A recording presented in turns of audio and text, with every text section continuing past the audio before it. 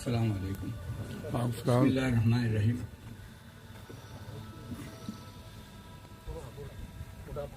मेरे भाइयों, बुजुर्गों और दोस्तों, उर्दू में बात करूँ चाल से कि गुजराती में बात करूँ? મારી ગુજરાતી એટલી મજબૂત નથી. ચલો ગુજરાતીમાં જ વાત કરીએ. આપણે હંમેશ માટે આપણો પોતાનો જીવ જે છે પોતાના છોકરાઓ માટે તજી દેતા હોઈએ છીએ. પોતાના છોકરાઓ માટે આપણે જીવતા હોઈએ છીએ. તો આપણા બચ્ચાઓની મહત્વની જરૂરતો શું શું છે આપણે વિચારવાનું છે.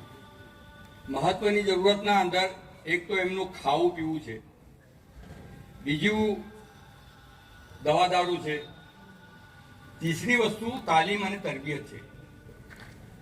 તાલીમ ને તરબિયત આપણે આપણા બચ્ચાઓને આપવું આપણા ઉપર જરૂરી છે. આપણે આપણા બચ્ચાઓને સારા ભણેલા ઈચ્છીએ તો છીએ, પણ એમના માટે ભોગ આપવા માટે આપણે તૈયાર નથી. જેટલો ભોગ આપણે એમના ખાનપાન માટે આપી રહ્યા છીએ, યા જેટલો ભોગ એમની દવા દારૂ માટે આપી રહ્યા છીએ, શું આપણે આપણા બચ્ચાઓના ભણતર માટે એટલો ભોગ આપીએ છીએ? આપણે વિચારવાની વસ્તુ છે. જરા હલે કે અલ્લાહ પાકના નબી સલ્લલ્લાહુ અલૈહિ વસલ્લમ એમણે તાલીમ માટે અને તરબિયત માટે એક મુનઝ્ઝમ નિઝામ આપણને આપ્યો છે. હું એક મિસાલ આપું, સમજમાં આવશે કે બદરના અંદર અમુક કેદી આવ્યા. એ કેદી કોણ હતા? એ ઇસ્લામ ધર્મ નતા જાણતા. તો એ કેદીને છૂટવા માટે પૈસા આપવાની જરૂરત પડી. જે લોકો પાસે પૈસા હતા એ લોકોએ પૈસા આપીને પોતાને છોડાવી લીધા. જે લોકો પાસે પૈસા નતા એમની પાસે કોઈ ઓપ્શન જ નહોતું. તો અલ્લાહ પાકના નબી સલ્લલ્લાહુ અલૈહિ વસલ્લમે એ લોકોને ઓપ્શન આપ્યું. શું ઓપ્શન આપ્યું?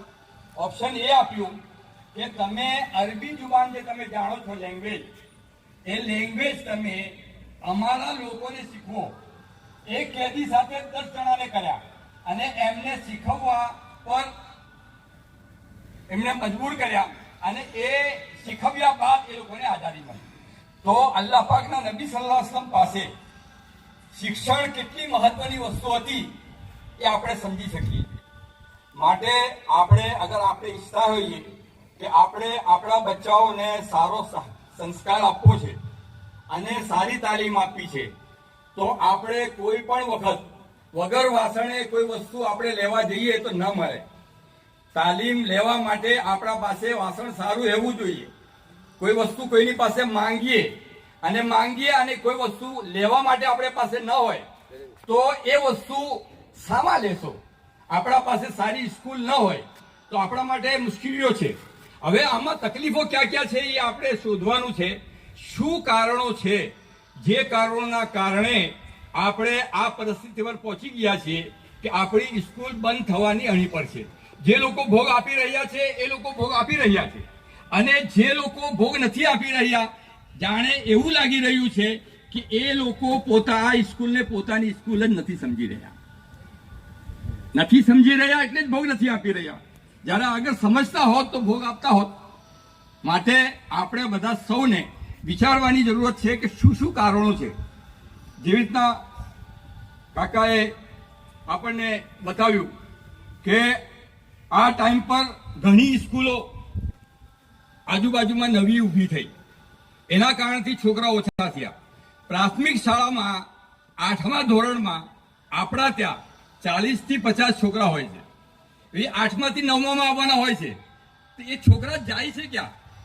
અચ્છા, 40 છોકરા અગર એ 9મીમાં એટલે આવે તો 9મી વાળા 10મીમાં જાય, અને જે લોકો આવે એ લોકો 9મી વાળા 10મીમાં આવે તો બી 80 છોકરા થવા જોઈએ. તે છતાં આપણા ત્યાં 50 છોકરા છે 9મી 10મી કરીને, અને ફીસ ઓછી છે.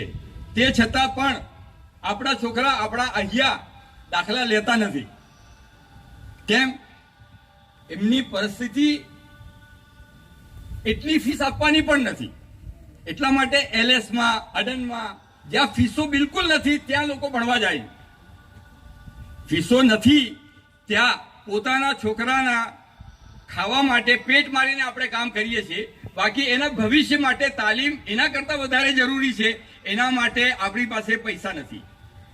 માટે આપણે બધા ભેગા મળીને આ વસ્તુનું ધ્યાન રાખવાનું છે કે આ સ્કૂલને આપણે પોતાની સમજવાની છે. જ્યારે પોતાની સમજશું તો જ આપણે એના માટે ભોગ આપી શકશું. અને અગર પોતાની નહીં સમજીએ તો આપણે કોઈ દી એની તરફ જોશું તક નહીં.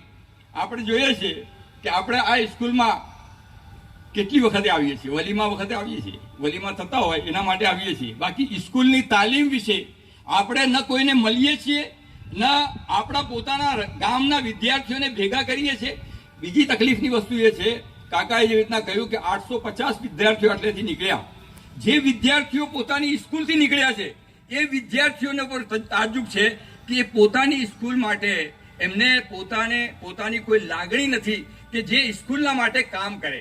એ ભણેલા છે, ભણીને આગળ નીકળ્યા છે, તો એ લોકોની બી જવાબદારી બને છે કે એ લોકો આગળ આવીને પોતાની સ્કૂલ માટે ભોગ આપે. કેમ કે એમાં એમણે તાલીમ લીધી છે, તે જગ્યાએ એ લોકોને ભણતર મળ્યું છે, માટે એ લોકોને બી ભોગ આપવાની જરૂર છે. બીજું ત્રીજી વસ્તુ એ છે કે ગામના જેટલા વડીલો છે એ વડીલોએ આમાં આગળ આવીને પોતાનો ફાળો આપવાની જરૂર છે. અગર આપણે પોતાનો ફાળો નહીં આપીશું તો આ એક જીવંત વસ્તુ ખલાસ થઈ જશે. અને અગર ખલાસ થઈ ગઈ તો જિંદગીભર આપણે આપણી આવી સંસ્થા કોઈ દી ઊભી કરી શકશું નહીં. માટે આપણે આગળ આવીને બધાએ ભોગ આપવાની જરૂર છે. અને ભોગ નહીં આપીએ તો એ આપણા પગ પર આપણે કુલ્હાડી મારી રહ્યા છે એ થશે. માટે મારી બધાથી નમ્ર વિનંતી છે કે બધાએ પોતાના એતબારથી પોતાના હિસાબે ભોગ આપવા માટે પોતાનું મન બનાવી અને જે કામ કરવાવાળા માણસો છે, જે લોકોનો આખા ગામ પર અહેસાન છે, એ લોકોને હિંમત અપાવવાની અને એ લોકોને એમ કહેવાની કે તમે જે કરી રહ્યા છો એમાં અમે તમારા સહકારી અને સહભાગી છીએ. તમે બિલકુલ આગળ પાછળ ન થાવ, અમે તમને પૂરો સાથ આપશું એવું કહેશું તો એ લોકોની હિંમત રહેશે. 21 વર્ષ સુધી કોઈ સ્કૂલ માટે એકલા હાથે ભોગ આપવો નાની મોટી વાત નથી, નાની મોટી વાત નથી. માટે આપણે બધાએ આગળ આવીને એકબીજાના સહકારથી આપણી આ સંસ્થાને જીવિત રાખવાની પૂરી કોશિશ કરવાની જરૂર છે. બહુ ખૂબ ખૂબ આભાર. આપ લોકોએ મારી વાત સાંભળી.